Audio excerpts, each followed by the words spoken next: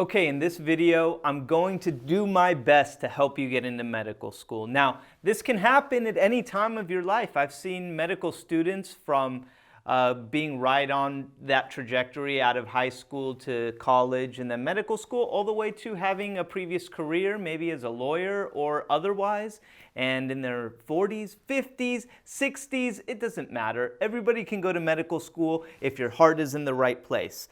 Here's what you need to do, as far as I'm concerned, and I hope this helps. First of all, you need to organize a timeline. You need to know when you should be taking the MCAT, when you need your letters of recommendation, when you need your essay done by, in order to have your application turned in on the first day the applications are open. Got to get your application in on that first day. Apply everywhere. Money should be no object at this point. You're trying to get into medical school, so go broad, and hopefully you'll have an array of medical schools to choose from if you do that. Now, when it comes to what do you study, what do you do after high school, what do you do in college, well, take some advice from me.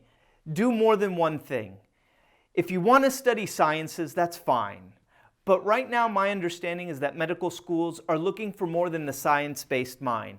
They want more of a world outlook, something interesting, some humanitarianism, some arts maybe. For example, I studied genetics, but I also got a degree in theater. Whatever interests you, I recommend you do both, either a minor or a double major.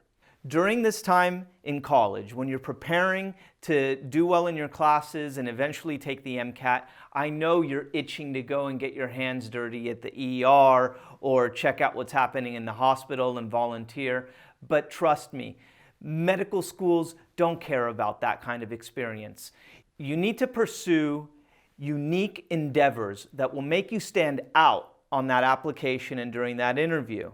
So it should be based along the lines of your particular interest. If it's history, maybe you want to go and get history lessons at some different unique locations around the world in different languages. I don't know, history is really not my thing.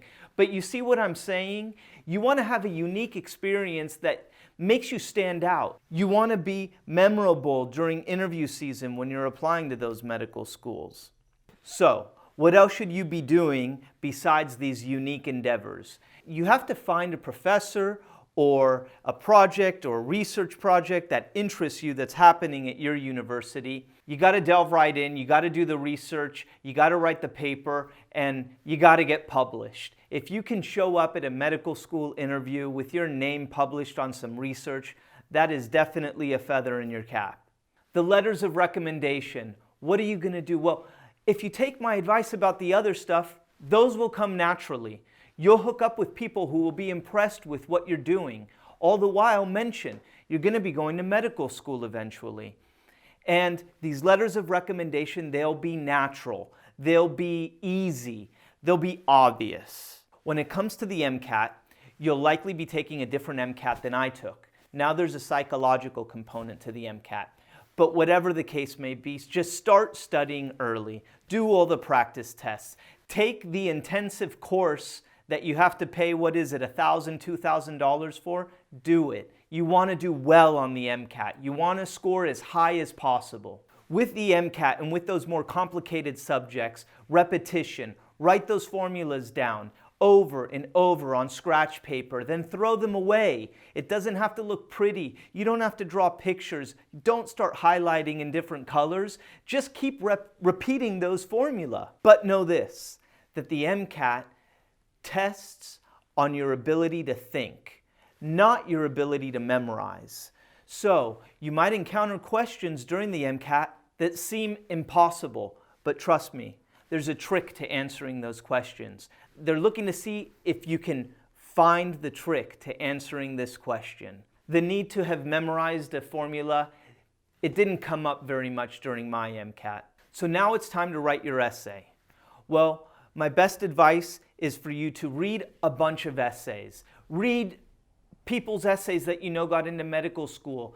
Read essays that you find online. I'm sure there's books available with essays in them. Read essays, lots of them, and find the ones that inspire you. Find the ones that resonate with you, that you like, and then go ahead and use those as inspiration to tell your own story. There's many ways to formulate an essay. There's no right way, there's no wrong way, but there is a way that helps your reader resonate with what you're trying to say, the story you're telling about you. Once you have your essay, or a couple of different essays, it's time to start editing. Pass them out to people you trust, people you love, people who love you. Ask them which one sounds better. And please, could you edit it a little bit for me? Edit 4, 5, 6, 7 times. The more you edit, the better it's going to get. It's never done. You can always edit. The essay you turn into your medical school application, years later, I'm sure you'll read and you'll find things that you could have changed. But the more you edit, the better it will be. So don't be shy and please be patient. Edit your essay as much as possible. We all go into medicine for very similar reasons, to help people because of our interest in the human body. But to the medical school essay readers, they're going to read one after another just like that. So make yours special, make yours different, and pull from some of the things that I've told you should be doing during college in order to stand out. Those unique, different, weird projects that only you could have done because of your unique interests and the way you're combining it with helping humanity, or you're already applying it in a medicinal way. Whatever it may be, it's going to be your essay, your story. Nobody will be able to copy that.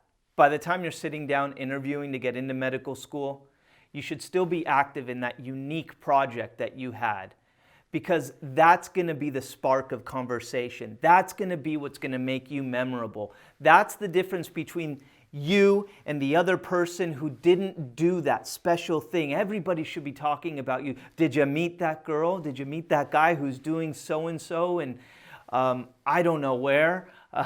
Something interesting. Taking voyages on boats to Antarctica to measure the penguin migration. I don't know. But get creative and get unique.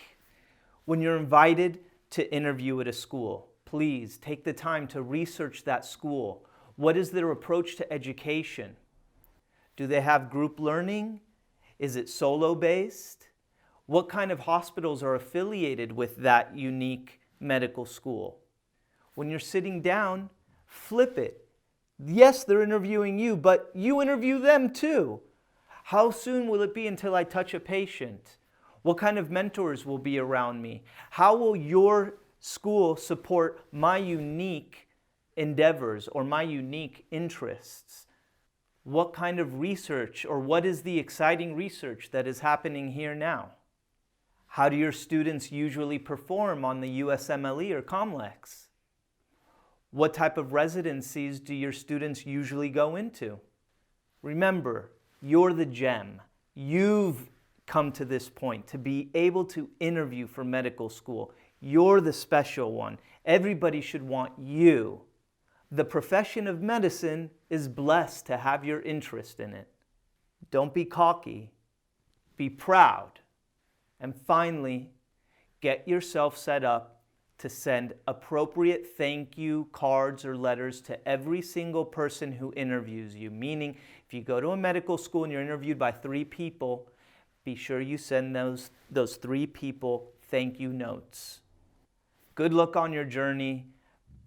Please feel free to have a conversation about some of the things that I've mentioned, whether you agree or disagree, or some other tips you might have for other people trying to get into medical school below. Subscribe to my channel if you like. I enjoy teaching, and once you get into medical school, you might find some of my videos beneficial. Good luck, and thank you for taking the time and watching this video.